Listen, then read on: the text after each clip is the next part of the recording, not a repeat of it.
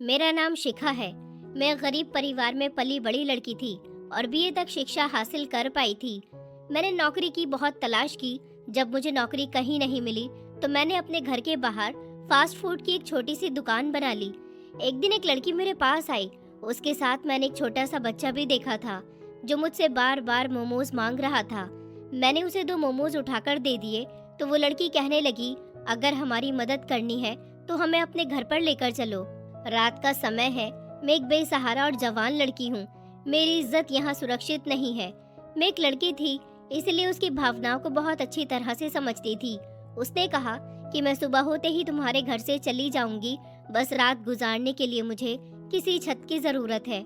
मुझे उस लड़की पर बहुत तरस आया था, इसलिए मैं उसे अपने घर लेकर आ गई थी और अलग कमरे में सुला दिया था। जब रात के 2:30 बजे वो बच्चा रोता हुआ मेरे कमरे में आया और मुझे उठाकर अपनी माँ के कमरे में ले गया। मैं घबराकर जैसे ही कमरे में दाखिल हुई तो सामने का नजारा देखकर मेरे पैरों तले से जमीन निकल गई थी, क्योंकि वो लड़की तो मेरे माता पिता के। मैं एक छोटी सी बस्ती के छोटे से घर में रहती थी। मेरे माता पिता ने मुझे पढ़ाया लिखाया, मेरे लिए सब कुछ किया, लेकिन होश संभालने के बाद मैं उनके लिए कुछ भी नहीं कर पा रही थी। मेरे घर में मेरे माता पिता के अलावा मेरी 2 जवान बहनें भी थी, जो मुझसे उम्र में ज्यादा छोटी तो नहीं थी, मगर जवान थी और सुंदर भी थी। मैंने जब से होश संभाला था, अपने घर में परेशानियां ही परेशानियां देखी थी और अपनी माँ को भी घर के खर्चे के लिए परेशान होते हुए पाया था। मेरे पापा जो कुछ भी कमा कर लाते थे, सारे पैसे मेरी माँ के ही हाथ में रख देते थे। मेरे पापा एक मामूली से मजदूर थे। दिन भर मेहनत करके आखिर में उनके हाथ में थोड़े ही पैसे आते थे और उन पैसों से घर का खर्चा पूरा करना मेरी माँ के लिए बहुत मुश्किल हो गया था, क्योंकि पापा घर में अकेले कमाने वाले थे। ऊपर से 3 बेटियों का बोझ भी था। हम खाने वाले 5 लोग थे। मुझसे छोटी मेरी 2 बहनें भी पढ़ाई कर रही थी और मम्मी पापा किसी न किसी तरह अपना पेट काट कर घर का खर्चा चला रहे थे। मैं बचपन से ही बहुत शांत व्यवहार वाली लड़की थी। मुझे अपने घर की हर परेशानी अच्छे से नजर आती थी। अपने माता पिता की परेशानी पर मेरी नजरें हमेशा जमी रहती थी। मैं कुछ भी करके उनकी परेशानियां दूर करना चाहती थी। हालांकि मेरे माता पिता ने कभी भी अपनी तीनों बेटियों के सामने घर के खर्चे को लेकर कोई भी बात नहीं की थी। लेकिन जब मेरी माँ खाना खाते हुए से अचानक पतीली में जाकर अपना हाथ खाने से खींच लिया करती थी, तो मुझे अंदाजा हो जाता था कि जरूर पतीली में खाना कम होगा, तभी तो मम्मी ने हम लोगों के लिए अपनी भूख को मार दिया है। वो ऐसे ही थी। उन्होंने गरीबी के हालात में भी हम तीनों बहनों को हमेशा सब्र से रहना सिखाया था, मगर हमारा पेट भरने के लिए अपनी भूख को अधूरा छोड़ देती थी। पापा भी जब थके हुए काम से घर वापस आते थे और अपनी पूरे दिन की कमाई मम्मी के हाथ में रखते, तो कुछ देर के लिए मेरी माँ और पिताजी अपना सर पकड़कर बैठ जाते थे। मम्मी कहती थी कि इतने कम पैसों में आखिर हम लोग कल क्या खा सकते हैं। अगर पैसे कम होते तो मम्मी दाल को पतली कर दिया करती थी। इस तरह वो दाल 2 दिन तक तो चल ही जाती थी। घर के हालात हम तीनों बहनों के सामने थे, इसलिए हम भी खामोशी से जो हमें मिलता उसे खा लेते थे। अपने घर की इतनी परेशानियां मुझसे देखी नहीं जाती थी और मैं चाहती थी कि मैं अपने घर परिवार के लिए कुछ कर सकूं, लेकिन मैं एक लड़की थी। मुझे घर से बाहर पढ़ने जाने के लिए भी लोगों के बहुत सारे तानों का सामना करना पड़ता था। मोहल्ले के लोग कहते थे कि इनके पास खाने के लिए तो कुछ होता नहीं है, बेटी देखो कैसे कंधे पर बैग डालकर स्कूल जाती है। मुझे ये सब कुछ सुनना बिल्कुल भी अच्छा नहीं लगता था, लेकिन मैं फिर भी पढ़ लिख कर किसी काबिल बनना चाहती थी और अपने घर के हालात सुधारना चाहती थी। मैं 15 साल की बच्ची होने के बावजूद भी जल्द ही समझदार हो गई थी। मेरा बचपन ऐसे तानों ने मुझसे छीन लिया था और मैं अपनी उम्र से ज्यादा सोचने लगी थी। एक दिन मम्मी घर के आंगन में उदास सी बैठी हुई थी। मैं भी अपनी माँ को उदास देखकर उनके पास जाकर बैठ गई। उस समय मैं सिर्फ 7वीं कक्षा में थी। मैंने मम्मी से कहा कि मम्मी, मैं कल स्कूल नहीं जाऊंगी। मेरे मुंह से स्कूल न जाने की बात सुनकर मम्मी ने चौंक कर मेरी तरफ देखा और फिर मुझसे पूछने लगी, क्यों बेटा, क्या हुआ है? तुम स्कूल क्यों नहीं जाओगी? तुम्हें कुछ चाहिए तो मुझे बताओ, मैं तुम्हें लाकर दूंगी। मम्मी की बात सुनकर मेरी आंखों में आंसू आ गए थे, क्योंकि वो ये बात बहुत अच्छे से जानती थी कि मैं पढ़ने में कितनी अच्छी हूँ। वो मुझे पढ़ने में पूरा सपोर्ट करती थी, क्योंकि वो जानती थी कि उनकी तीनों बेटियों में मैं सबसे ज्यादा समझदार हूँ और सबसे ज्यादा पढ़ाई का शौक भी मुझे ही है। इसीलिए वो मेरे शौक को पूरा करने की हर तरह से कोशिश कर रही थी। मैंने मम्मी का चेहरा देखा। और फिर सर झुका दिया। मैंने मम्मी से कहा, मम्मी मैं मोहल्ले के घरों में काम करूंगी तो हमारे पास थोड़े बहुत पैसे आ जाएंगे और हम पेट भरकर खाना खा सकेंगे। मुझे अच्छा नहीं लगता जब आप खाना खाते से उठ जाती हो और कहती हो कि मेरा पेट भर गया। ये सब मुझे अच्छा नहीं लगता। जब गली से गुजरते हुए लोग कहते हैं कि इनके पास खाने को तो कुछ नहीं होता, बेटी की पढ़ाई में पैसा बर्बाद कर रहे हैं, हमारी गरीबी का लोग मजाक बनाते हैं। मैं भी लोगों के घरों में काम करूंगी, देखना तो हमारे पास पैसे आने लगेंगे और आप भी पेट भरकर खाना खा सकोगी। इतना कहकर मैं जमीन को घूरने लगी थी और मेरी आंखों से आंसू टप टप गिरने लगे थे। मम्मी मेरी बात सुनकर बिल्कुल खामोश हो रही थी। उनकी तरफ से कोई भी जवाब नहीं आया था। जब काफी देर हम दोनों के बीच खामोशी रही तो मैंने मम्मी की तरफ सर उठाकर देखा तो मम्मी अपनी साड़ी के पल्लू में मुंह छुपाकर अपने आंसू साफ कर रही थी। कुछ देर बाद मम्मी ने मुझसे कहा, शिखा बेटा, हमारा कोई बेटा नहीं है। हमें कभी बेटे की कमी महसूस भी नहीं हुई क्योंकि हमारे लिए हमारी तीनों बेटियां ही बेटा और बेटी दोनों हैं। बेटियां भी बेटों से कम नहीं होती। लोग जो कहते हैं उन्हें कहने दो। तुम में कुछ कर दिखाने का जज्बा है। तुम पढ़ाई में बहुत अच्छी हो। मैं और तुम्हारे पापा जानते हैं कि तुम कितनी काबिल हो और आगे जाकर क्या कुछ कर सकती हो। तुम्हारी दोनों बहनें भी पढ़ाई करती हैं लेकिन तुमसे अच्छी और काबिल नहीं है। उन्हें पढ़ाई का कोई ख़ास शौक नहीं है, इसलिए हम उनके साथ ज़ोर ज़बरदस्ती भी नहीं कर सकते। मुझे तुम पर पूरा विश्वास है और जब तुम पढ़ लिख कर कामयाब इंसान बन जाओगी तब मैं पेट भरकर खाना ज़रूर खाऊंगी। मगर अभी तुम्हें पढ़ना है क्योंकि लोगों के घरों में काम करने से तुम कभी अपना भविष्य नहीं बना सकती। तुम हमारे परिवार की ताकत हो। तुम्हारी सोच सबसे अलग है, तभी तो मैं हमेशा तुम्हें सपोर्ट करने में सबसे आगे रहती हूँ। मैं और तुम्हारे पापा चाहते हैं कि तुम खूब दिल लगाकर पढ़ो ताकि तुम बड़ी होकर अपने माता पिता की गरीबी को दूर कर सको और हम सब इज्जत से सर उठाकर जी सके। मैं बहुत ध्यान से मम्मी की बातें सुन रही थी। मम्मी मुझसे बात करते हुए दूर आसमान की तरफ देख रही थी। मुझे अपनी जिंदगी में कामयाब और बड़ा इंसान बनने का सपना उनकी आंखों में साफ देखा जा सकता था। मम्मी मुझे ये सब इतनी ज्यादा हसरत से कह रही थी कि मैं लगातार उनका चेहरा देखती रह गई थी। उस समय मैंने ये फैसला कर लिया था कि कुछ भी हो जाए मैं अपनी माँ के सपने को हरगिज भी टूटने नहीं दूंगी और दिल लगाकर पढ़ाई करूंगी ताकि मैं अपनी जिंदगी में किसी मुकाम पर पहुंच सकूं और अपने परिवार की गरीबी को दूर कर सकूं। मैं ये बात भी जानती थी कि ये सफ़र मेरे लिए हरगिज भी आसान नहीं होगा क्योंकि लड़कियों के रास्तों में बहुत सारे कांटे और रुकावटें आती हैं। क्योंकि जिस घर में पेट भर के खाने की रोटी नहीं होती वहाँ मैं अपनी पढ़ाई पर ध्यान कैसे लगा सकती थी। मगर सारे ख्यालों को अपने दिमाग से झटका मैंने अपना ध्यान पढ़ाई की तरफ लगाने की कोशिश की थी। मम्मी को वहीं चौखट पर बैठा हुआ छोड़कर मैं वहाँ से उठकर अपने कमरे में आ गई थी क्योंकि अभी मुझे पढ़ना था। मैं अपनी मम्मी के सपने को हर हाल में पूरा करना चाहती थी, मगर ये भी जानती थी कि अभी इन सपनों को पूरा होने का समय बहुत दूर है। मैं ये सब कर पाऊंगी या नहीं, इस सब का तो मुझे नहीं पता था, मगर मैंने उस रास्ते पर चलने की ठान ली थी क्योंकि अपनी मम्मी की आंखों में मैंने हसरत और दुखों को एक साथ देखा था। आज से पहले तक तो मैं अपनी क्लास में फर्स्ट आती थी, मगर माँ की बात सुनने के बाद मैंने ठान लिया था कि अगर मुझे अपने ज़िंदगी में किसी ऊंचे मुकाम पर पहुंचना है तो मुझे अपने पूरे स्कूल में टॉप करना होगा।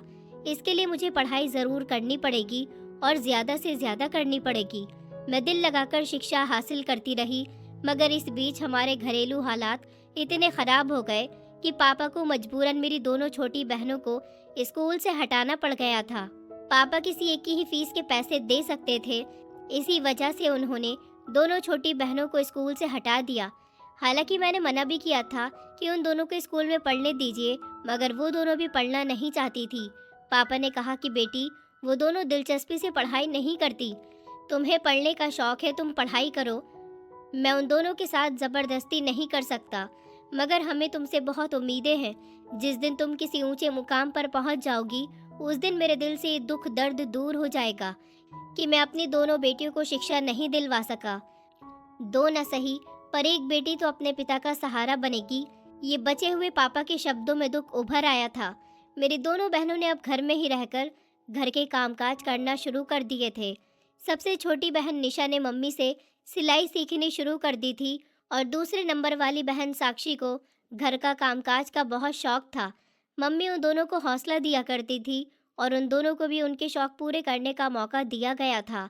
वो उन दोनों को कहती थी कि सब कुछ ठीक हो जाएगा। मैं सोच रही थी कि मैं जिस दिन कामयाब हो गई उस दिन मैं अपने घर वालों को कभी भी किसी चीज़ की कमी नहीं होने दूंगी। उस दिन के बाद से मैंने कभी भी पीछे पलटकर नहीं देखा था और दिल लगाकर पढ़ाई करनी शुरू कर दी थी। इसका नतीजा ये निकला था कि मैं हर क्लास में ही फर्स्ट नहीं आती थी, बल्कि पूरे स्कूल में टॉप करती थी, जिसकी वजह से स्कूल की तरफ से मुझे स्कॉलरशिप मिलने लगी थी और अब मेरी पढ़ाई फ्री होती जा रही थी। मेरे रिजल्ट देखकर मेरे पापा और मम्मी बहुत ज़्यादा खुश होते थे। अब मैं हाई स्कूल में बहुत अच्छे नंबर लेकर पास हुई थी और उसके बाद मैंने स्कॉलरशिप की मदद से कॉलेज में एडमिशन भी ले लिया था। साथ ही मुझे छोटी मोटी नौकरी की भी ज़रूरत थी, इसीलिए मैंने मोहल्ले के घर घर जाकर बच्चों को ट्यूशन देना शुरू कर दिया। इस तरह से मैं अपनी पढ़ाई भी कर रही थी और छोटे मोटे खर्चे भी उठाने लगी थी। अब पापा का बोझ भी काफ़ी हद तक कम हो गया था। ये सफ़र काफ़ी लंबा था और काफ़ी मुश्किल रहा था, लेकिन ऊपर वाला बुरे दिन ख़त्म करने के बाद जल्द ही अच्छे दिन भी दिखा देता है। लेकिन मेरी मंजिल अभी भी बहुत दूर थी और रास्ता बेहद कठिन था, मगर मैंने हिम्मत नहीं हारी थी और दिल लगाकर पढ़ाई करती रही। यहाँ तक कि मेरा कॉलेज भी ख़त्म हो गया था और मैंने यूनिवर्सिटी में एडमिशन ले लिया था। यूनिवर्सिटी में एडमिशन लेने के लिए मेरे पास पैसे नहीं थे, क्योंकि मैं जो बच्चों को ट्यूशन पढ़ाया करती थी वो जितने पैसे मैं कमाती थी वो सब खर्च हो जाया करते थे और मेरे पास बिल्कुल भी पैसे नहीं बचते थे और ना ही मम्मी पापा के पास इतने पैसे होते थे कि वो मेरी यूनिवर्सिटी की फ़ीस भर सके।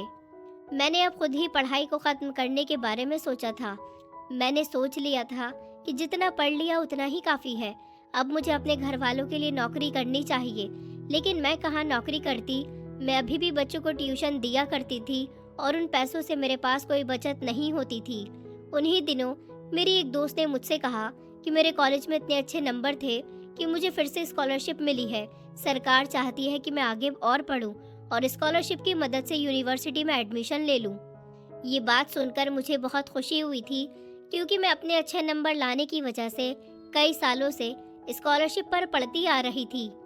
अपनी दोस्त की बात मुझे बिल्कुल सही लगी थी और मुझे कॉलेज की तरफ से फिर से स्कॉलरशिप दे दी गई थी। खुशकिस्मती ये थी कि इस बार मुझे बहुत आसानी से स्कॉलरशिप मिल गई थी। इस तरह से मैंने यूनिवर्सिटी में एडमिशन लेकर भी मैंने बच्चों को ट्यूशन पढ़ाना जारी रखा था। शुरू में यूनिवर्सिटी में लड़के और लड़कियां मुझे बहुत तंग करते थे, क्योंकि वो मेरे सीनियर थे, मगर मैं हर तरह से उन सबको इग्नोर करने की कोशिश करती थी। वो जो लोग कहते, मैं उनको सुनकर अपने कानों से उड़ा दिया करती थी, क्योंकि मुझे उनकी बातों पर नहीं बल्कि अपनी पढ़ाई पर ध्यान देना था। कुछ लड़के मुझे छेड़ने की भी कोशिश करते थे, मैं उनको भी नज़रअंदाज करती थी। मैंने अब 3-4 घरों का ट्यूशन और बढ़ाया था और मैं रात को देर तक ट्यूशन में बिजी रहती थी, जिससे इतना फ़ायदा होता था कि मेरे पास थोड़े पैसे ज़्यादा आने लगे थे और मेरे यूनिवर्सिटी आने जाने का किराया निकल आता था। मुझे अपनी 4 साल तक पढ़ाई करनी थी, तब जाकर मेरी पढ़ाई पूरी होती। यूनिवर्सिटी की ज़िंदगी एक बिल्कुल ही अलग ज़िंदगी थी, मगर मैं यहाँ पर भी अपने आप को हमेशा और व्यस्त रखा करती थी, क्योंकि मैं जानती थी कि फिजूल की दोस्ती और फालतू कामों में पड़ने का मेरे पास बिल्कुल भी वक्त नहीं है। मेरे सर पर बहुत सी जिम्मेदारियां हैं जिनको मुझे निभाना है और अपने माता पिता के भरोसे को कभी भी नहीं तोड़ना। एक बेटी होकर मेरे ऊपर सिर्फ जिम्मेदारी का ही बोझ नहीं था, बल्कि अपने माता पिता की इज्जत को सलामत रखने का भी बोझ था। मैंने वहाँ अपनी दोस्तियाँ बहुत मामूली सी रखी थी, क्योंकि हर दूसरे तीसरे दिन वहाँ की सारी लड़कियाँ मिलकर कभी किसी महंगे रेस्टोरेंट में खाना खाने जा रही थी, तो कभी किसी की बर्थडे पार्टी होती थी और इन सब जगह जाने से मुझे डर भी लगता था और मेरे पास इतने पैसे भी नहीं होते थे। इसी वजह से मैंने किसी को भी अपना दोस्त नहीं बनाया था, बस सिर्फ एक ही दोस्त बना रखी थी जिसका नाम अंजना था। वो भी मेरी तरह एक सिंपल और शरीफ परिवार की लड़की थी। यूनिवर्सिटी में सारे ही बिगड़े हुए घर के बच्चे पढ़ रहे थे। ऐसे में मुझे अपना आप यहाँ बहुत ही अजीब लगता था। मैं 3-4 दिन एक जैसे ही कपड़े पहनकर जाती थी तो मुझे अपनी गरीबी और शर्मिंदगी बेहद महसूस होती थी, मगर मैंने कभी भी इस एहसास को खुद पर हावी नहीं होने दिया था और दिल लगाकर पढ़ने की हर मुमकिन कोशिश की थी। ऐसे में मैं हर साल बेहतरीन नंबर लेकर पास हो रही थी, यूनिवर्सिटी में मेरे टीचर्स भी मेरी परफॉर्मेंस से बहुत खुश थे, मगर कभी कभी मेरे घर के हालात मुझे अपनी तरफ से इतना ज़्यादा परेशान कर देते थे कि कुछ दिनों के लिए पढ़ाई की तरफ से मेरा ध्यान बिल्कुल हट जाया करता था और मैं पढ़ाई में कमज़ोर होने लगती थी। मगर फिर कुछ दिन बाद मैं खुद को संभाल कर पढ़ाई में बिजी हो जाया करती थी। ये सब मेरे साथ कई सालों से होता आ रहा था। मैंने खुद से ही खुद को संभालना सीख लिया था। मैं अपना दुख दर्द किसी से नहीं बांटती थी। मैं बाहर से तो दुनिया के सामने मजबूत बनी रहती थी, मगर अकेले में घंटों तक बैठी अपने आने वाले भविष्य के बारे में सोचती रहती थी। मैं नहीं जानती थी कि मेरा भविष्य कैसा होगा, मैं अपने माता पिता की उम्मीदों पर पूरी उतर सकूंगी भी या नहीं। ये सारी सोचें मुझे हमेशा अपने घेरे में लिए रखती थी। वक्त गुजरता गया और मेरी पढ़ाई लगभग पूरी हो चुकी थी। मेरे एग्ज़ाम होने वाले थे और मेरे एग्ज़ाम में सिर्फ एक ही हफ्ता रह गया था। मैं रोज़ की तरह देर रात तक पढ़ाई कर रही थी। घर में सब लोग गहरी नींद में सो रहे थे। उस समय घर में लाइट भी नहीं थी, इसलिए मैं मोबाइल की टॉर्च में पढ़ाई कर रही थी। रोज़ रात को लाइट का चले जाना हमारे इलाके की मामूली बात थी, इसीलिए ये किसी को भी अजीब बात नहीं लगती थी। गर्मियों के दिन थे, मुझे कमरे में गर्मी महसूस हुई तो मैं उठकर किचन में आ गई। वहाँ पानी पिया और उसके बाद आंगन में किताबें लेकर बैठ गई। अभी मुझे वहाँ बैठे कुछ ही देर गुजरी थी, तभी मम्मी ने मुझे आवाज़ दी। मम्मी अक्सर रातों को उठकर मुझे देखा करती थी। जब तक मैं सो नहीं जाती थी, वो भी सुकून की नींद नहीं सोती थी। मेरी बीच वाली बहन साक्षी रात को ही मेरे कपड़ों पर प्रेस करके रख देती थी और अंजना सुबह उठकर मेरे लिए नाश्ता बनाया करती थी। इस घर में सभी मेरे लिए फिक्रमंद थे। मम्मी की आवाज़ सुनकर मैं फौरन से अपनी जगह से उठी और कमरे की तरफ चली गई थी। अभी मैं मम्मी के कमरे की तरफ गई ही थी, मुझे दोबारा से मम्मी की घबराई हुई आवाज़ सुनाई दी। मैं जल्दी से जब कमरे का दरवाज़ा खोलकर अंदर दाखिल हुई तो मम्मी ने मुझसे कहा कि तुम्हारे पापा की तबीयत खराब हो रही है बेटी, हमें अभी के अभी इन्हें अस्पताल लेकर जाना पड़ेगा। इस समय कमरे में बिल्कुल घुप अंधेरा छाया हुआ था, हाथ को हाथ भी दिखाई नहीं दे रहा था। मैंने मम्मी से पूछा, मम्मी पापा को क्या हुआ? मम्मी ने बताया कि तुम्हारे पापा को हार्ट अटैक हुआ है, हमें जल्दी से तुम्हारे पापा को अस्पताल लेकर चलना होगा। मैंने कहा ठीक है, आप यहाँ रुकिए, मैं बाहर से कोई रिक्शा लेकर आती हूँ। दोनों बहनें भी शोर की आवाज़ से उठ गई थी और वो दोनों भी मम्मी पापा के पास परेशान हालत में बैठी हुई थी। मैं जल्दी से घर से बाहर आई। सड़क पर मैंने इधर उधर देखा तो चारों तरफ अंधेरा छाया हुआ था।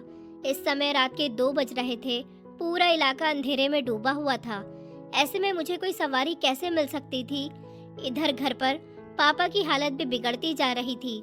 ऐसे में मुझे कुछ भी समझ नहीं आ रहा था और कोई भी आसपास दिखाई भी नहीं दे रहा था जिससे मैं मदद मांग सकूं।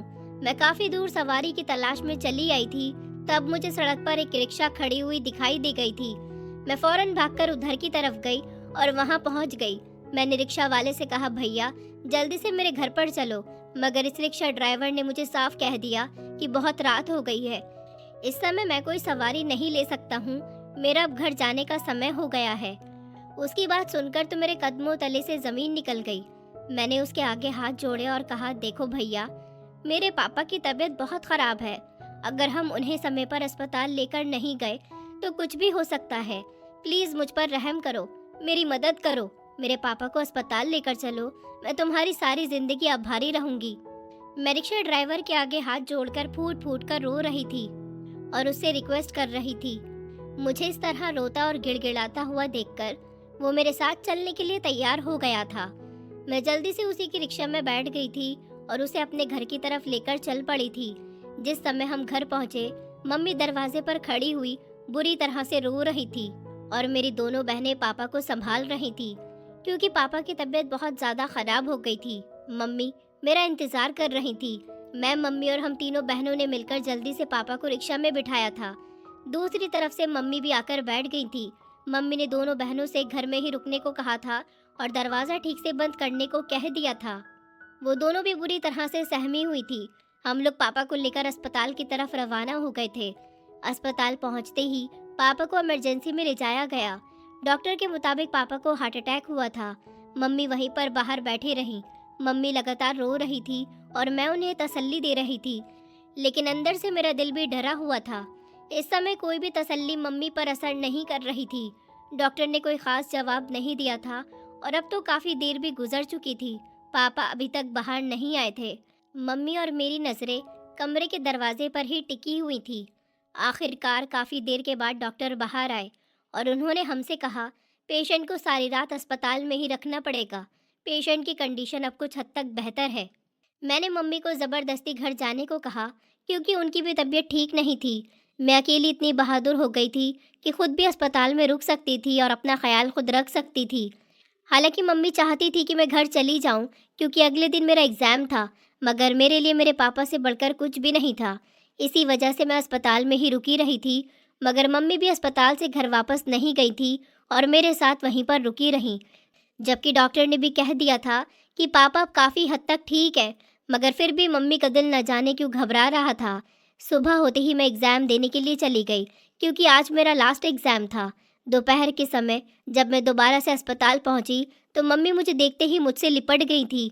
मम्मी बुरी तरह से रो रही थी। मैंने हैरानी से मम्मी को देखा क्योंकि कुछ घंटे पहले तो मम्मी बिल्कुल सुकून से थी। फिर मम्मी ने जो खबर मुझे सुनाई उसने मेरे ऊपर बिजली गिरा दी थी। मेरे आने से कुछ समय पहले ही पापा की मौत हो गई थी।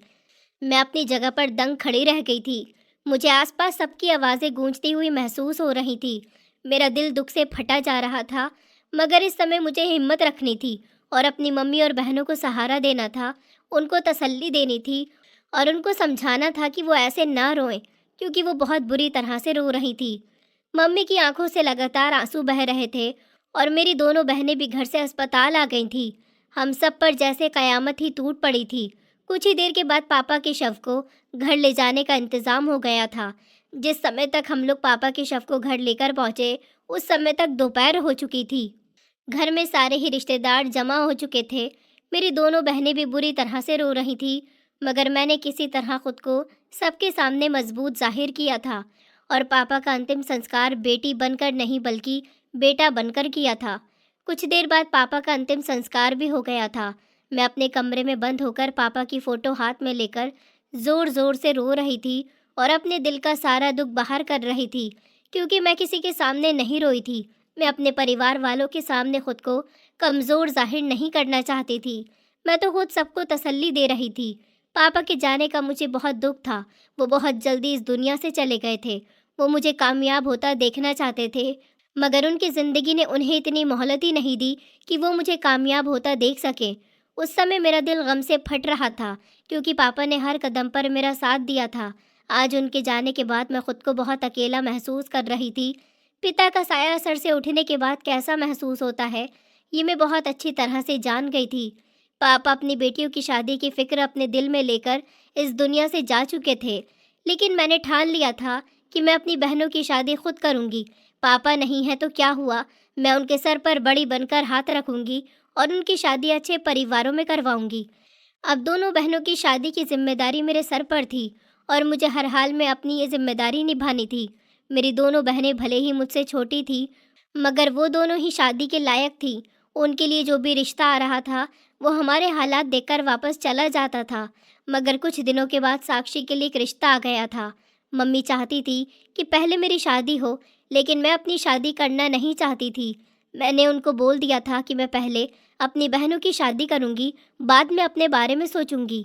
मेरी बहन के लिए जो रिश्ता आया था, मम्मी चाहती थी कि उसकी शादी यहीं से हो जाए, मगर जिस लड़की का पिता मर चुका हो, उस घर में सिर्फ बेटियां ही बेटियां हों, उस घर की लड़की से कौन रिश्ता करता है। इसलिए हर बार की तरह इस रिश्ते से भी इनकार हो गया था। उस दिन मम्मी बहुत रोई थी। मम्मी की हालत मुझसे देखी नहीं जा रही थी। मम्मी को यही फिक्र थी कि कहीं हम तीनों बेटियां बाप के घर की दहलीज पर ही बूढ़ी न हो जाएं। मैं मम्मी को तसल्ली देने की कोशिश करती, मगर मैं भी जानती थी कि इस समय मेरे पास भी कुछ नहीं है। इसी वजह से ये सब कुछ हो रहा है। मैं हाथ में डिग्री लेकर नौकरी की तलाश में मारी मारी फिरने लगी थी, मगर कहीं भी रिश्वत के बिना मुझे नौकरी नहीं मिल रही थी, तो कहीं मुझे अपनी इज्जत के बदले काम मिल रहा था। मैं कुछ भी कर सकती थी, अपनी इज्जत को और माता पिता की इज्जत दांव पर नहीं लगा सकती थी। मैं जहाँ भी नौकरी की तलाश में जाती, वो लोग इंटरव्यू के बाद मुझसे रिश्वत मांगते थे। कई बार तो इंटरव्यू पास हो गया था, मगर बाद में मुझे पता चला कि मालिक मेरे साथ एक रात गुजारना चाहते हैं। कई ने तो मेरे साथ ज़बरदस्ती भी की थी, जिनसे मैंने बड़ी मुश्किल से अपनी जान छुड़ाई थी। ना तो मेरे पास रिश्वत के पैसे थे और ना ही मैं अपने माता पिता के भरोसे को तोड़ना चाहती थी। इस तरह ढेर सारी कठिनाइयों का सामना करने के बाद भी मुझे नौकरी नहीं मिल रही थी। उन्हीं दिनों मेरी बहन के लिए एक अच्छा रिश्ता आ गया था और उन लोगों को मेरी बहन पसंद आ गई थी। मम्मी ने फ़ौरन ही इस रिश्ते के लिए हाँ कर दी थी, क्योंकि वो इस रिश्ते को किसी भी कीमत पर हाथ से नहीं जाने देना चाहती थी। इसी वजह से मम्मी फ़ौरन ही इस रिश्ते के लिए मान गई थी। मगर सच तो ये था कि मेरी बहन की शादी करने के लिए हमारे पास बिल्कुल भी पैसे नहीं थे। मेरी एक बहन का रिश्ता तय हुआ तो मम्मी के दिल को कुछ सुकून मिला था, मगर वो अभी भी मेरे लिए परेशान थी और कहती थी कि तुम घर की सबसे बड़ी बेटी हो, पहले तुम्हारी शादी होनी चाहिए थी, मगर तुम जिम्मेदारी में घिर गई हो। मैंने माँ को तसल्ली दी और कहा कि माँ, मैं आपका सहारा बनना चाहती हूँ, बात करना चाहती हूँ। मेरी तो अब रातों की नींद भी उड़ चुकी थी।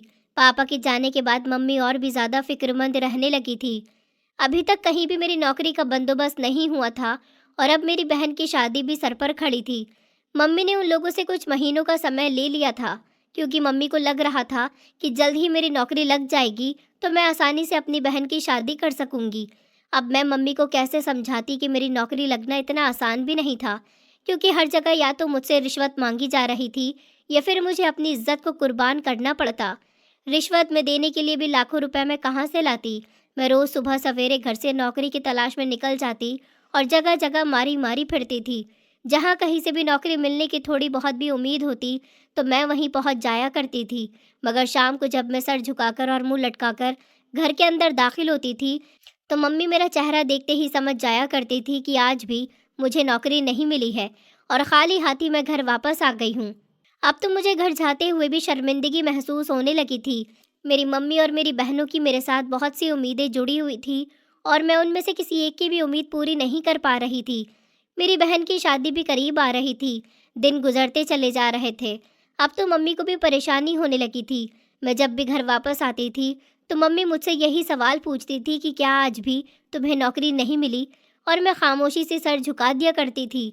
घर के हालात दिन ब दिन ख़राब होते जा रहे थे, क्योंकि मेरी नौकरी नहीं थी। पापा जो कुछ कमाते थे उन्हीं पैसों से हमारा घर चल रहा था और अब तो पापा भी नहीं रहे थे। अब तो उनकी आमदनी आनी भी बंद हो चुकी थी। मैं जो बच्चों को ट्यूशन दिया करती थी वो भी अब काफ़ी कम हो चुकी थी। काफ़ी सारे बच्चे ट्यूशन छोड़ चुके थे, क्योंकि या तो मैं उन बच्चों को ट्यूशन दे सकती थी या फिर नौकरी की तलाश में फिर सकती थी। एक समय ऐसा आया कि मेरे पास पैसे बिल्कुल ख़त्म हो गए थे। मम्मी के सामने हाथ फैलाने से मुझे शर्मिंदगी होती थी। मुझे उन्हें पैसे देने चाहिए थे और मैं उनसे अपने किराए के लिए पैसे मांग रही थी। फिर मैंने मम्मी से किराए के लिए पैसे मांगने भी बंद कर दिए थे और पैदल ही हर जगह की यात्रा करनी शुरू कर दी थी। यहाँ तक कि मेरे पैरों में अब छाले भी पड़ गए थे और मेरी सैंडल भी जगह जगह से घिस चुकी थी। मगर इतनी पढ़ाई करने के बावजूद भी मेरी काबिलियत के बलबूते पर नौकरी मुझे नहीं मिल सकी थी और रिश्वत देने के लिए मेरे पास पैसे नहीं थे। जब मैंने देखा कि नौकरी मिलना मेरे लिए इम्पॉसिबल हो चुका है और घर के हालात भी बिगड़ते जा रहे हैं, मैं एक दिन एक बच्चे के घर से ट्यूशन पढ़ाकर निकल रही थी। रास्ते में मैंने देखा कि एक ठेले वाला ठेले पर मोमोज, बर्गर, चाउमीन जैसे आइटम बना रहा था, जिसे बच्चे बड़े खूब शौक से खा रहे थे और पैसे भी दे रहे थे। मैंने सोचा कि थोड़ी बहुत कुकिंग तो मुझसे भी आती है और बाकी जो कुछ मुझसे नहीं आता उसमें मम्मी मेरी मदद कर देंगी। जब मैं घर आई तो मैंने इस बारे में गहराई से सोचा। सब जगह से मायूस होकर मैंने इस काम को अंजाम दिया था। मेरे पास जो थोड़े बहुत पैसे रखे हुए थे उनसे मैं फ़ास्ट फूड में इस्तेमाल होने वाली सामग्री बाज़ार से ख़रीद कर लाई और मम्मी से इस बारे में डिस्कशन किया तो मम्मी को भी मेरा आइडिया अच्छा लगा था। पहले तो मम्मी को हैरानी हुई थी। मम्मी कहने लगी, बेटा, पीछे वाली गली में एक छोटा सा गोदाम है जहाँ से लोग ठेला लेकर निकलते हैं। कोई ठेले पर सब्जी बेचता है तो कोई फल बेचता है। तुम भी ठेला वहीं से ले लो। अगले दिन जब मैं गोदाम के मालिक के पास ठेला किराए पर लेने के लिए गई तो उसने मेरी बात सुनकर मुझे हैरानी से देखा और मुझसे कहने लगा कि एक तो तुम लड़की हो और दूसरी बात तुम शक्ल से पढ़ी लिखी और अच्छे घर की लगती हो। इतना कहते हुए उसने मुझे अजीब नज़रों से देखा था। उसकी बात सुनकर मैंने ठंडी सांस ली और उनसे कहा कि क्या हुआ अगर मैं लड़की हूँ तो? अगर किसी लड़की को इस समाज में लड़की समझकर नौकरी नहीं मिल रही तो फिर वो लड़की क्या करे? एक पढ़ी लिखी और शरीफ लड़की अपनी इज्जत को दांव पर नहीं लगा सकती और उसके पास रिश्वत देने के लिए भी पैसे नहीं है, तो फिर वो अपने घर का बोझ उठाने के लिए इज्जत से पैसा कमाने का यही तरीका निकाल सकती है। मैंने एक बड़ी यूनिवर्सिटी से बीए किया है और बहुत ही अच्छे नंबर लाई हूँ। मैं इज्जतदार पिता की इज्जतदार बेटी हूँ, लेकिन क्या करूं, ये समाज मुझे बहुत ज़्यादा लाचार कर चुका है, क्योंकि मेरे पिता की मौत हो चुकी है और उनकी चाहत थी कि मैं अपनी ज़िंदगी में पढ़ लिख कर किसी ऊंचे मुकाम पर पहुंच जाऊं। और मुझे पढ़ाने के लिए मेरे माता पिता ने बहुत मेहनत की है। उन्होंने मुझे अपना बेटा समझा और चाहा कि मैं एक बेटे की तरह उनका सहारा बनूं। लेकिन अब जब इसका सिला देने का समय आया तो मुझे कहीं भी नौकरी नहीं मिल रही है। जहां जा रही हूं, सब लोग ही मेरा फ़ायदा उठाना चाहते हैं। इतना कहते हुए मेरे शब्दों में दुख था। उस इंसान ने ध्यान से मेरी बात सुनी और फिर मुझसे कहने लगा, ठीक है बेटी, मैं तुम्हें किराए पर ठेला दे दूंगा और मुझे गर्व है ऐसी बेटी पर जो रास्ते में आती हुई कठिनाइयों से डगमगाई नहीं। उस आदमी ने कहा कि तुम्हें एडवांस पैसे देने की भी कोई ज़रूरत नहीं है। अगले महीने जब तुम्हारे पास पैसे हों तो दे जाना बेटी। मैं तुम्हारे साथ हमदर्दी इसीलिए कर रहा हूँ क्योंकि मेरे पास भी 5 बेटियाँ हैं और मैं ऊपर वाले से प्रार्थना करूँगा कि वो मेरी बेटियों की सोच भी तुम्हारी तरह कर दे। अगर हर घर में तुम्हारी जैसी बेटी होगी तो माता पिता को बेटियाँ बोझ नहीं लगेंगी। उसने मुश्किल से अपने आंसू छुपाते हुए कहा था और फिर मुझे एक ठेला भी दे दिया था। मैं उनका थैंक यू बोलकर घर आ गई थी। मैंने, मेरी बहनों ने और माँ ने मिलकर बर्गर, चाउमीन, मोमोज और फ्रेंच फ्राइज जैसे कुछ आइटम तैयार किए और फिर शाम के समय ठेला लेकर अपने घर से बाहर खड़ी हो गई। मेरी आंखों में बार बार आंसू आ रहे थे जिनको मैं अपने दुपट्टे से साफ कर रही थी और मुझे शिद्दत से इस बात का एहसास हो रहा था कि मैंने क्यों अपनी ज़िंदगी के इतने साल पढ़ाई को सौंप दिए थे। अगर मैं किसी जगह पर छोटी मोटी नौकरी कर लेती तो इतना कमा लेती कि मैं अपनी बहन की शादी कर देती। मैं जो नौकरी करती थी उसके भी सारे पैसे मैंने अपनी पढ़ाई में लगा दिए। अब मैं इस समय बिल्कुल ही खाली हाथ थी और बाकी के पैसे इस काम में लग गए थे। अब यही सब कुछ मेरा सहारा था, यहीं से मैं पैसे कमा सकती थी। काफ़ी देर तक मैं अपने ठेले के पास खड़ी फूट फूट कर रोती रही थी। पापा के मरने के बाद आज एक बार फिर से मैं खुद को टूटा और बिखरा हुआ सा महसूस कर रही थी। मेरी नज़र जब भी इस ठेले की तरफ उठ रही थी, मेरी आंखों के सामने वो गुजरे हुए वो साल घूम जाते थे जब मैं दिल लगाकर पढ़ाई कर रही थी। उस समय मेरी आंखों में सिर्फ एक ही सपना था कि पढ़ लिख कर मैं अपने माता पिता की सारी परेशानियां दूर कर दूंगी। आज खुद की यह हालत देखकर मुझे खुद पर ही तरस आ रहा था। पूरा दिन मैं वहीं सड़क पर ठेला लेकर खड़ी रही थी और सारा सामान ऐसे ही ठेले पर रखा हुआ था। कुछ लोग आए थे, कुछ ने चाउमीन ली थी तो कुछ ने मोमोज लिए थे। लोगों को ये सब कुछ पसंद आया था। कुछ लोगों ने वहीं खड़े होकर खाया था तो कुछ लोगों ने घर ले जाने के लिए पैक भी करवाया था। रात तक मेरे पास इतने पैसे जमा हो चुके थे। मैं वो ठेला लेकर दोबारा से गोदाम में चली गई और आज की पूरी कमाई ईमानदारी के साथ गोदाम के मालिक के हाथ में रख दी। उस गोदाम के मालिक ने मुझे इजाज़त दी थी कि मैं शाम को इस ठेले को वहीं खड़ा कर सकती हूँ जिसकी वो हिफाजत करेंगे। मैंने उनको दूसरे लोगों की तरह ठेले का एडवांस दे दिया था। उन्होंने कहा, बेटी तुम तो बहुत ईमानदार हो। मैंने तो तुमसे कहा भी था कि मुझे एडवांस नहीं चाहिए, अगले महीने तुम मुझे इसका किराया दे देना, मगर तुम नहीं मानी। मैंने कहा कि मुझे आपकी मदद चाहिए थी, आपका सहारा नहीं। उसने अपने एडवांस के पैसे लिए और बाकी के बचे हुए पैसे मुझे दे दिए थे। मैं खुशी खुशी वहाँ से अपने घर की तरफ आ गई थी। मम्मी दरवाजे पर मेरा इंतज़ार कर रही थी, मगर आज उनके दिल में सुकून था, कोई फिक्र नहीं थी। मुझे देखकर मम्मी ने मुझसे कहा कि क्या हुआ बेटी, कितने पैसों का फ़ायदा हुआ। मैंने जब मम्मी को पैसे दिखाए तो मम्मी खुश हो गई और कहने लगी, इन पैसे से तो हमारे 2-3 दिन का गुजारा आराम से हो जाएगा। उस दिन मेरी दोनों बहनें भी बहुत खुश हुई थी और उन्होंने मुझसे कहा था कि दीदी, आज पापा की आत्मा को बहुत सुकून मिला होगा और वो बहुत खुश हुए होंगे।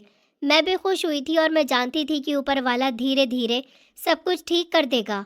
मम्मी ने मुझसे कहा, बेटी तुम्हें नौकरी ना मिलने पर भी ऊपर वाले की कोई भलाई छुपी हुई थी, इसीलिए उदास होने और परेशान होने की बिल्कुल ज़रूरत नहीं है। मैंने अपनी दोनों बहनों को गले से लगा लिया था, लेकिन हम तीनों बहनें इस बात से अनजान भी थे कि मम्मी के दिल में दर्द हुआ है, मगर वो मेरे सामने जाहिर नहीं कर रही थी। मेरा काम अब इसी तरह से चलने लगा था। मेरी दोनों बहनें मेरा साथ दिया करती थी और मम्मी भी, और मैं अकेली बाहर आकर फास्ट फूड का ठेला लगाया करती थी। आज भी रोज़ के जैसा ही दिन था और काफ़ी गर्मी हो रही थी। पसीना एक लम्हे के लिए भी नहीं रुक रहा था। सूरज सर पर खड़ा हुआ था। ऐसे में हर कोई गर्मी से बेहाल हो रहा था और छाया की तलाश में था, मगर मैं फिर भी सड़क पर खड़ी थी क्योंकि यहाँ खड़े होने से मेरे ठेले से काफ़ी ज़्यादा सामान बिकता था। अगर मैं छाँव में जाने की कोशिश करती तो वो जगह सड़क से थोड़ी दूर हट जाती थी। इस तरह वहाँ कस्टमर कम आते थे। इसी वजह से मैं यहाँ सड़क पर ही आ गई थी, मगर आज गर्मी बहुत ज़्यादा होने की वजह से सड़कें भी सुनसान पड़ी हुई थी। दोपहर हो चुकी थी और मैं अभी भी वहीं पर मौजूद थी। अभी तक मेरे ठेले से बहुत कम ही सामान बिका था। मैं सब कुछ बिक जाने की प्रार्थना कर रही थी ताकि मुझे इसके अच्छे पैसे मिल सकें, क्योंकि मेरी बहन की शादी अब करीब आ रही थी। इसके लिए मुझे ज़्यादा से ज़्यादा पैसे कमाने थे। यहाँ तक कि बहन की शादी के लिए पैसे बचाने के लिए भी हम लोग घर में अपना पेट काट कर गुजारा कर रहे थे। रात हो गई थी। रात को ज़्यादातर लोग घूमने फिरने के लिए घर से बाहर निकलते हैं और खाना पीना करते हैं। रात के समय तो मेरी काफ़ी अच्छी बिक्री हो गई थी। रात के लगभग 2 बज रहे थे जब मैं अपने ठेले का सारा सामान पैक कर रही थी और घर जाने की तैयारी कर रही थी। उसी समय मैंने सड़क के किनारे एक लड़की को देखा। उसके साथ 2 साल का बच्चा भी मौजूद था। वो लड़की बहुत घबराई हुई लग रही थी। उसके चेहरे से साफ जाहिर हो रहा था कि वो बहुत ही ज़्यादा परेशान है और किसी बात को लेकर बहुत डरी हुई है। मैंने एक नज़र इस लड़की की तरफ देखा, मगर वो लड़की मेरी तरफ ध्यान नहीं दे रही थी। वो बार बार इधर उधर देख रही थी। शायद वो किसी से छुपने की कोशिश कर रही थी। मैं काफ़ी देर तक इस लड़की की हरकत को ध्यान से देख रही थी। इतनी ही देर में वही लड़की वहाँ से हटकर मेरे ठेले के पास आकर खड़ी हो गई थी। उसने अपने दुपट्टे से अपना आधा चेहरा छुपाया हुआ था और अपने साथ मौजूद 2 साल के बच्चे का हाथ मजबूती से थामा हुआ था। मैंने एक पल के लिए सोचा कि इस लड़की से पूछूं कि क्या परेशानी है इसको, मगर फिर मैं खामोश रही थी कि कहीं ऐसा ना हो कि वो लड़की किसी बड़े घर की हो और मुझ गरीब पर बरस जाए। इसी वजह से मैं खामोशी से उसे देखती रही थी। उसके साथ मौजूद बच्चा शायद अब थकने लगा था। उसका चेहरा थकावट से लाल हो रहा था। देखने में वो दोनों किसी अच्छे घर के लग रहे थे। ऐसे में उन दोनों का इस तरह बीच सड़क पर इतनी रात को खड़े होना मुझे समझ नहीं आ रहा था। कुछ देर के बाद उस बच्चे ने इस लड़की से कहा कि उसे भूख लग रही है, जिस पर उस लड़की ने उस बच्चे को देखा और कहने लगी कि थोड़ी देर रुक जाओ, मैं कुछ खाने के लिए ले लूँगी। मगर वो बच्चा शायद काफ़ी देर से भूखा था, इसलिए उससे अब भूख बर्दाश्त नहीं हो रही थी। वो रोना शुरू हो गया था, मगर वो लड़की फिर भी इस बच्चे के लिए कुछ खाने के लिए नहीं लेने गई। मैंने ध्यान से उस लड़की की तरफ देखा तो उसके हाथ में कोई पर्स नहीं था। मैं समझ गई थी कि इस लड़की के पास पैसे नहीं हैं, तभी तो वो इस बच्चे के लिए खाने को कुछ भी नहीं ले पा रही है। उस बच्चे ने मेरा ठेला देखा तो उसने अपने साथ मौजूद लड़की से जिद करनी शुरू कर दी कि उसे बर्गर मोमोज खाने हैं, लेकिन उस लड़की ने उस बच्चे को डांट दिया। कुछ देर के लिए वो बच्चा खामोश हो गया था, मगर फिर से वो ठेले पर मौजूद चीज़ों को देखने लगा। वो लड़की कभी उसे डांट देती तो कभी प्यार से टाल देती थी। मुझसे ये सब कुछ बर्दाश्त नहीं हो रहा था, क्योंकि मैं किसी को भूखा नहीं देख सकती थी। वो एक मासूम बच्चा था और भूख से बिलख रहा था। मैंने अपने पहले से एक प्लेट मोमोज बनाए और उसे दे दिए। उसके साथ मौजूद लड़की ने गर्दन घुमाकर मेरी तरफ देखा। फिर उस लड़की ने मुझसे कहा कि आप इसे रख लीजिए, मेरे पास इस समय पैसे नहीं हैं, इसलिए मैं आपको कुछ भी नहीं दे सकती। इतनी देर में वही बच्चा मुझसे मोमोज की प्लेट ले चुका था। उस लड़की ने इस बच्चे के हाथ से प्लेट लेकर मेरी तरफ वापस बढ़ा दी। वो बच्चा बिलख बिलख कर रोने लगा। शायद अब भूख उसकी बर्दाश्त से बाहर हो चुकी थी। मैंने दोबारा से मोमोज की प्लेट उस बच्चे को पकड़ा दी और उस लड़की की तरफ देखकर कहा कि कोई बात नहीं है बहन, बच्चा है, आप पैसे मत दीजिए, कोई बात नहीं। मेरी बात सुनकर उस लड़की की आंखों में आंसू आ गए। फिर कुछ सोचकर मैंने उस लड़की से कहा कि अगर आपको भी भूख लग रही है तो आप भी कुछ ले सकती हैं, पैसों की फिक्र मत कीजिए। ये बात सुनकर वो लड़की फूट फूट कर रोने लगी। मैं उसे इस तरह से रोता हुआ देखकर एकदम ही घबरा गई थी, क्योंकि मुझे इस बात की उम्मीद नहीं थी कि वो इस तरह फूट फूट कर रोने लगेगी। काफ़ी देर के बाद वो लड़की खामोश हुई तो मुझसे कहने लगी कि अगर तुम मेरी मदद करना ही चाहती हो तो मेरे इस बच्चे को अपने साथ घर ले चलो। रात काफ़ी हो रही है और मेरे पास कहीं सर छुपाने की जगह नहीं है। मैं सड़क पर इधर उधर फिर रही हूँ, मेरी इज्जत सलामत नहीं है। मैं कल सुबह होते ही तुम्हारे घर से चली जाऊंगी। मैं हैरानी से उस लड़की की बात सुन रही थी। मैं तो उसकी सिर्फ इतनी मदद कर सकती थी कि उसे खाने के लिए अपने ठेले से कुछ दे दूं। इससे ज़्यादा मदद करना मेरे बस में नहीं था।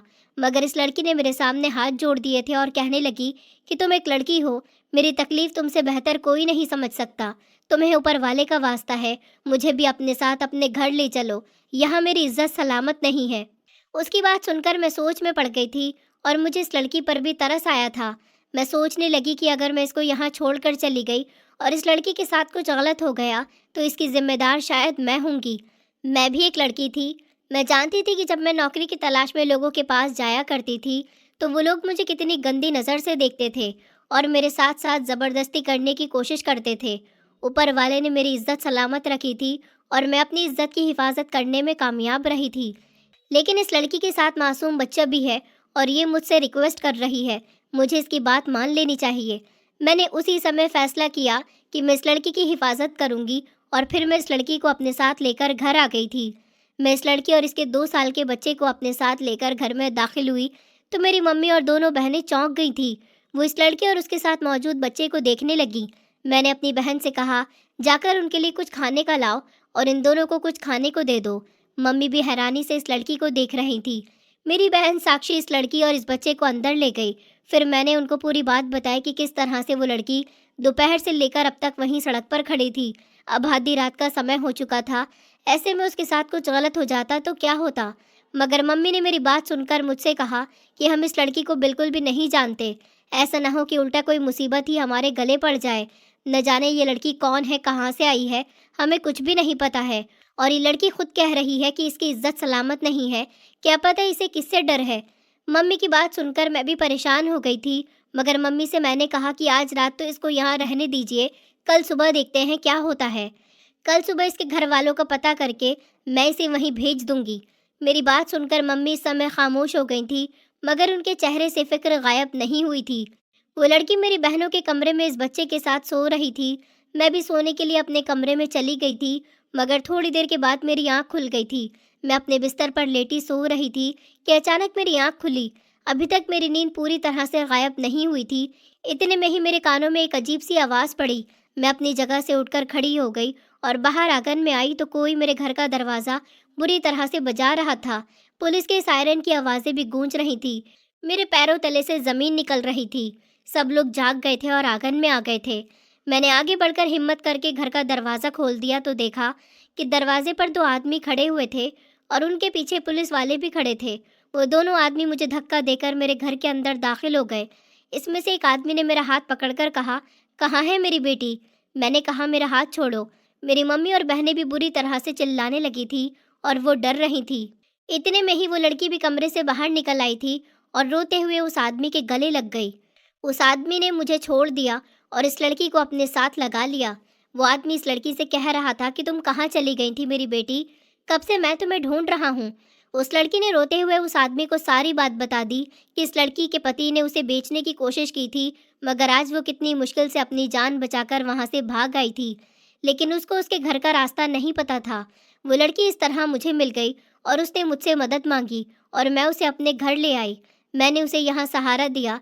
उसने सब कुछ अपने पिता को डिटेल से बता दिया। उस आदमी ने आगे बढ़कर मेरे आगे हाथ जोड़ दिया और मुझसे माफ़ी मांगी और कहने लगा कि बेटी मुझे माफ़ कर दो। मुझे लगा था तुम ज़बरदस्ती मेरी बेटी को अपने घर में ले आई हो, क्योंकि मेरी बेटी सुबह से गायब थी, उसका कुछ पता ही नहीं चल रहा था। इसलिए मैं बुरी तरह से घबरा गया था। वो मुझसे और मेरे परिवार वालों से माफ़ी मांगकर अपनी बेटी को अपने साथ लेकर चला गया था। मगर उसने जाते जाते अपना कार्ड मुझे दिया था और कहने लगा कि किसी दिन हमारे घर ज़रूर आना। मैंने उस आदमी के हाथ से वो कार्ड लिया था। वो लड़की सही सलामत अपने घर जा चुकी थी। उस आदमी के जाने के बाद मैंने इस कार्ड को ध्यान से देखा। उस आदमी के कार्ड पर एक फेमस कंपनी का नाम लिखा हुआ था, जहां मैं कई बार इंटरव्यू देने के लिए जा चुकी थी, मगर हर बार नाकाम रही थी। मैंने बुझे हुए दिल के साथ इस कार्ड को देखा और पास रखे हुए कचरे के डिब्बे की तरफ उछाल दिया। वो लड़की सही सलामत अपने घर पहुंच चुकी थी। मेरी जिम्मेदारी भी खत्म हो गई थी। धीरे धीरे इस बात को 2 हफ्ते गुजर गए थे। एक दिन मेरे घर के दरवाजे पर दस्तक हुई।